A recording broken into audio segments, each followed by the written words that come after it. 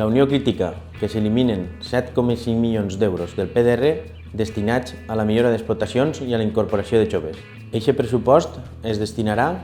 per a pagar els danys de les pluges torrencials i la red Natura 2000, però des de la Unió pensem que aquest recurs hauria d'eixir de fons propis de la Generalitat i no restar aquesta financiació als professionals del camp i la ramaderia valenciana. La Unió considera que aquelles partides pressupostàries del PDR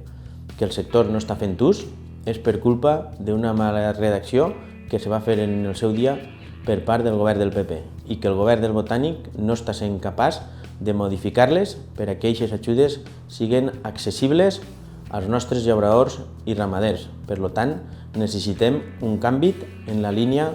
d'ajudes i accessibilitat del PDR.